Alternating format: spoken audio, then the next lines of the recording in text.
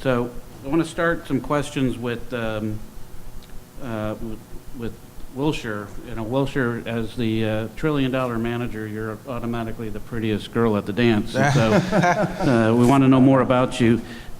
Tell us what your book looks like for sort of ESG and SRI.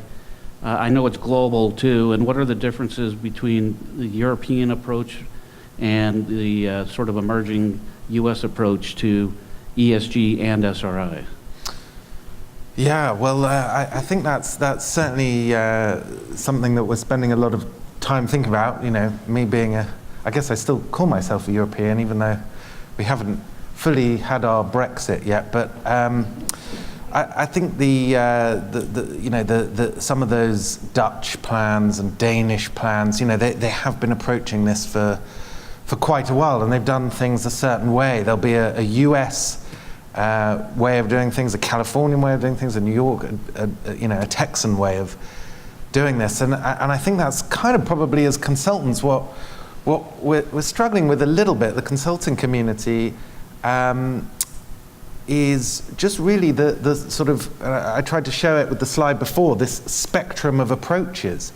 And I think sometimes clients come along and they say, here's exactly what we want. We feel that, let's say they're a Catholic healthcare plan.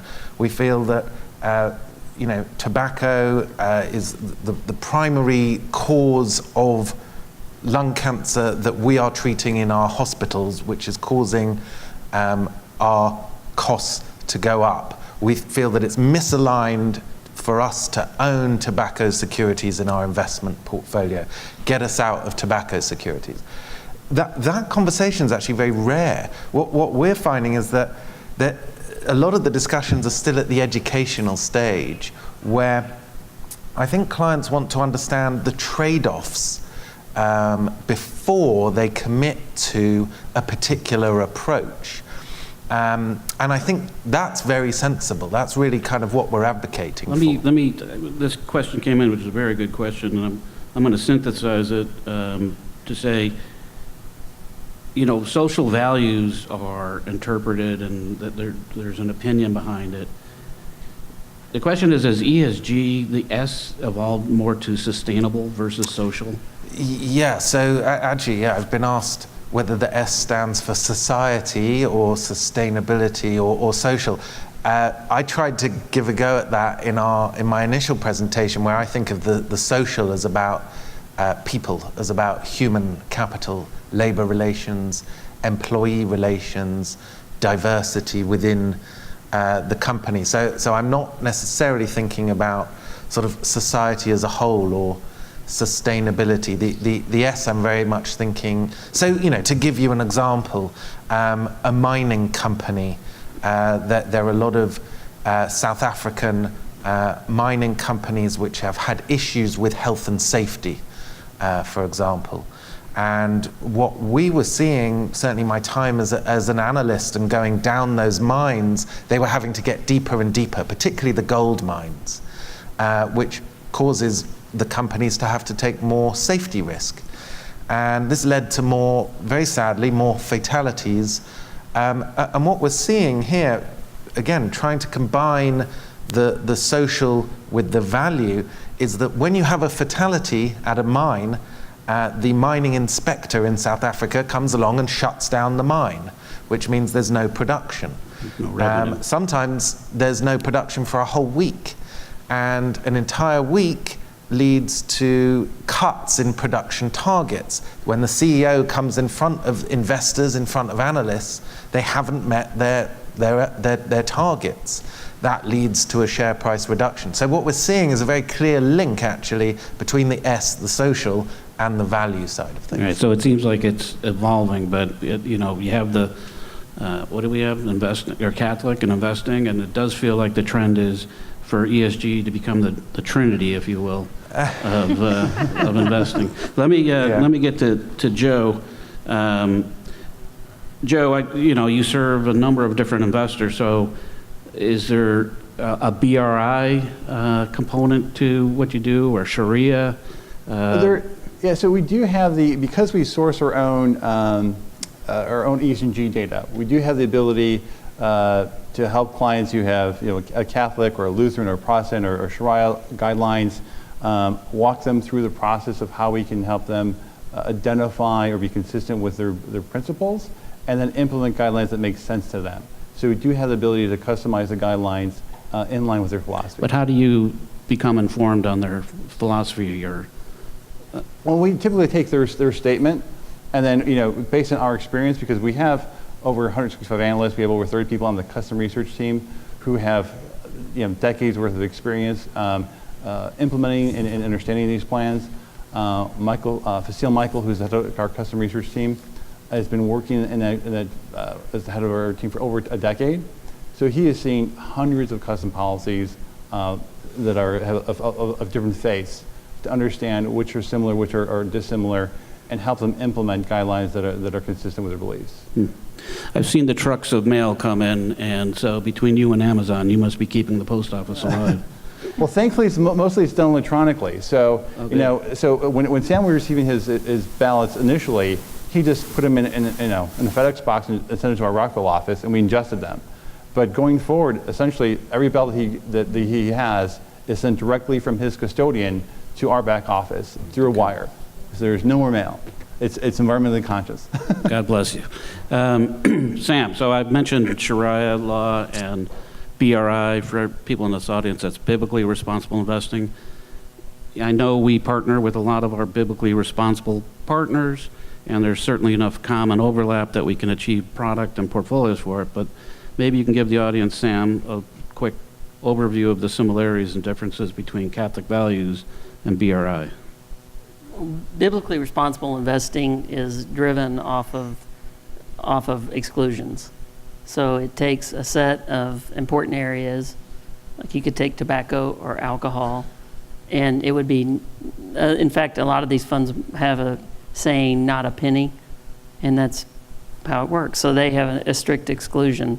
So they really don't normally have a big focus on proxy voting in their structure, because they already are screening out everybody that might be kind of offensive to them.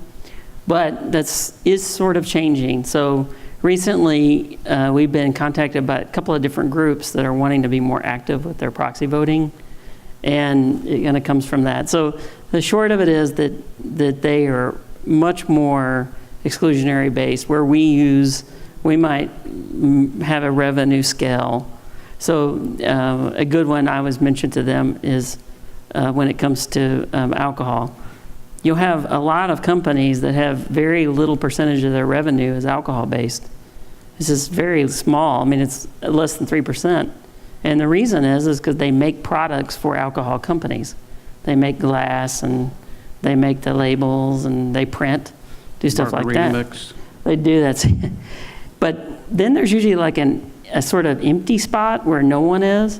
And then at the top, there's all of these companies that make a ton of money on alcohol, and they're called beer companies. And, Catholic. And yeah, right. So anyway, the point is, I mean, try to kind of talk with them about, let's don't throw every company out when it might not have very little to do. Let's get at what you really want. Well, from a technical standpoint, the USCCB does not necessarily exclude alcohol, right. But increasingly, I think our clients are looking for that same exclusion. Yeah. Daniel, what role does the proxy and advocacy process play in your overall management of portfolios? Yeah, so I don't. I'm on the consulting side, so my job's to come and advise. We don't, on my side of things, implement any portfolios or manage any portfolios. But to answer your question, the proxy voting side of things, largely what my role is to help clients to step back a little bit, to say, what am I trying to achieve with my investment portfolio? We've talked about a lot of kind of different issues, different sort of sin industries, And it's very difficult to know where to begin. So my job is to come in and start working with a group of very diverse people with very different interpretations of Catholic values and try to help map those values to some kind of policy statement. And that's not an easy task. Right. There's a lot of wordsmithing, interviews, surveys that goes on. And the proxy voting piece, we feel that it's very important to articulate, firstly, what am I trying to achieve with my proxies? But secondly, how am I going to delegate my proxy voting activity? Mm-hmm. And so there's various ways you can do that. You could say, well, look, we've got a bunch of active managers out there. They're already voting. They're voting perhaps using an ISS as a platform. Well, hang on. How are BlackRock and State Street, how are you guys voting my proxy on behalf? Managers need to do a better job at providing their clients with their proxy voting activity. Yeah, but I've been on that side of the business, and that the default position is with management, so that doesn't seem like their fiduciary alignment is aligned with the proxy voting. Which brings up a good question from the group for Joe, is iShares and BlackRock and Vanguard and State Street and these mega index players, are they at all seeking to coordinate? I know there was activity on recent gun laws, but are they trying to sort of integrate with entities like this?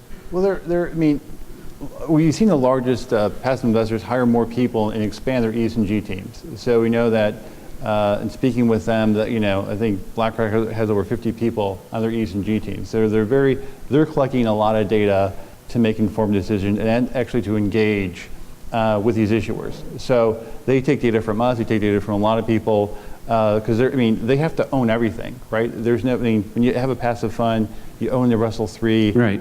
You can't really not buy something. So the way that they're choosing to spend their time is through engagement.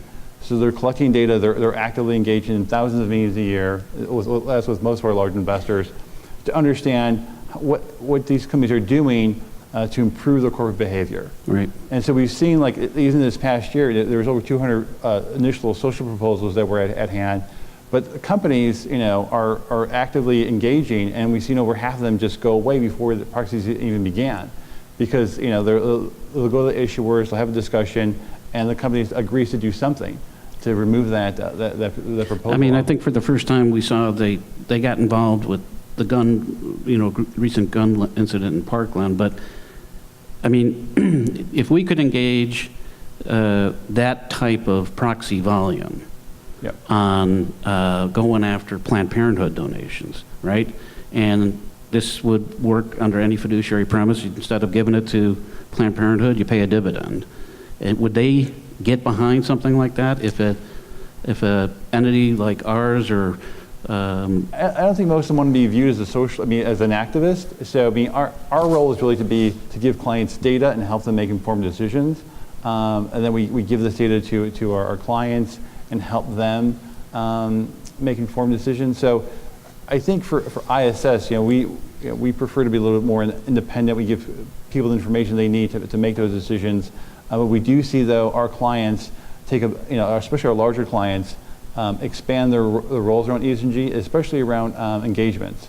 So, my larger clients are spending a good portion of their time now engaging with issuers that they weren't doing 5 years ago. Right.